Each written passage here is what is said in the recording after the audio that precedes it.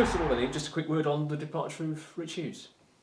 Yeah, obviously Rich has left. That's been in the pipeline now, maybe a week or so that I've been aware of it, that there's a possibility that I might leave. But when it came to pass, that's obviously disappointing for us as a football club, because Rich has done a brilliant job to help the club get to where it is. But at the same time, I think it's a testament to the work that's gone on, that once again staff are wanted by other football clubs, and if players and staff are wanted by other football clubs, that's a good situation for us as a football club also, that people come in here, they develop, they progress, and they move on. And in terms of the structure here, is there going to be a new director coming in now? Yeah, I guess that the club begins that search. They'll look to restructure and bring somebody in that's obviously worked in similar capacity to Rich, because it's such an important key role in the future of the football club, so we'll look to do that. Let's talk briefly, if we can, about last week and then coming into training on that Monday morning. How did you pick them up from such a tough defeat to take last weekend? Yeah, I mean, we needed a couple of days just to kind of take stock of it a little bit. It's probably the most disappointing performance. We've lost other games, but it was the most disappointing performance that we've put out so far this season. But I think it's really important that we took a little bit of perspective about where we are in the league at the moment, how close we are to. Of course, we're in the relegation zone at the moment, but the aim is to be safe, and we're not so far away from that we have to keep moving forwards. We have to learn some important lessons from the game that we've just played, and we certainly have to improve on it this week. You could use it as a bit of motivation. There's a bit of pent-up anger and a bit of aggression. We're not going to put in a performance like that again. Yeah, we saw a bit of it in the training sessions. The players were at it a little bit more this week, and I think we need that. I think the biggest disappointment in the game was probably that we didn't compete well enough. I think we can lose games, and like here we lost against Ipswich, but you saw the reception that we got from the supporters when we went off against Ipswich. I think they valued the fight and the spirit and the performance that we put in.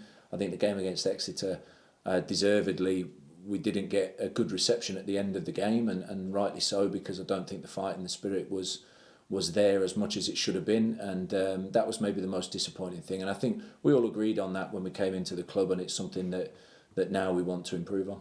4 points separate you and Burton. How big is this game? Yeah, every game's going to be big. That's just obvious that every game is going to be an important one. They're below us, but they've had a managerial change now, and they've had a little uplift from that. You can see that they've just got a little bit more momentum, beating Exeter, beating Sheffield Wednesday in the Papa John's. So they've just got a little bit of momentum going now. So yeah, it's really important that we go there and put a good performance and try and get a result. What's your message to the section of the fans that have been disgruntled and disappointed? I think the majority of fans have a realism, and it's tough to be in the first season in League One, like the team were when Forest Green were in League Two in the first season and only just survived and then really kicked on. What would be your message to those fans?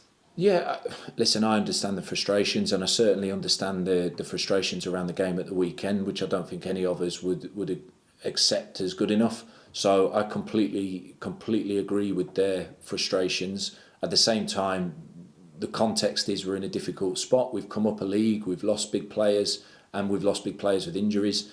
So the context is we're putting together quite a young and inexperienced group in this league, and we're having a little tough time at the moment. So we need everybody just to stick together, get behind the lads. The most important thing is that the players get the support. I know that the fans were a little frustrated, and I heard some shouts towards myself, and I said after the game that I'd much prefer that than at the players, because I think the players, they're the ones that need the confidence to go out and play and fill up on that, and it's really important that they get the support, and that we're all in it together. Yeah, we touched earlier, didn't we, that maybe back-to-back wins and you could be as high as 11th. So it's a case of, it's just 10 games in, isn't it? It's plenty more to play. It's early days. It's been a difficult start. We've played 3 of the top 4. And we've, like I say, the home form really needs to improve. We know that.